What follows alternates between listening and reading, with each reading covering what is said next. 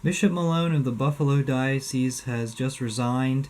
Over a year ago, there was news that broke that he had covered up sexual assault, and he was just trying to keep his job for a while, but he finally just decided to resign.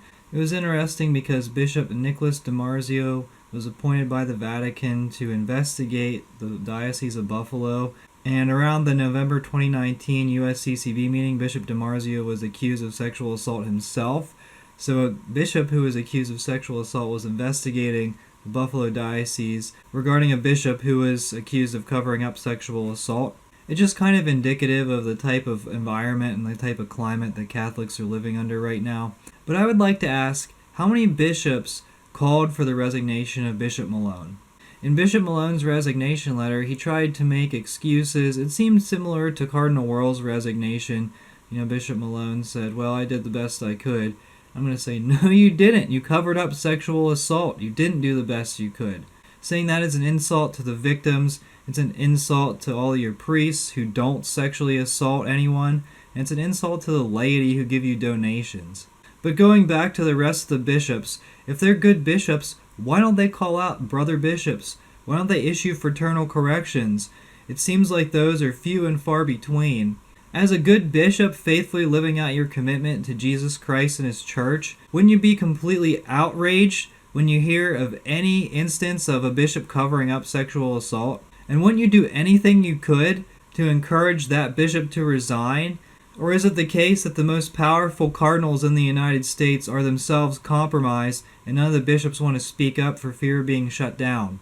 And we have heard bishops and cardinals say, well, this is up to the laity to help clean up the church. One example would be when Cardinal Dolan refused to excommunicate the pro-abortion governor of New York. The governor publicly celebrated the passage of an abortion bill. Cardinal Dolan said, well, I can't really do anything. And we said, yeah, you can. You can excommunicate him.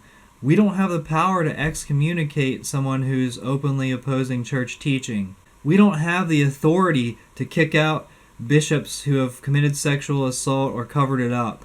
It's time this bishop started working for us rather than against us. And granted, some bishops like Strickland, who speaks out strongly about some of these things, is mostly ignored by his fellow bishops. It's a disgrace.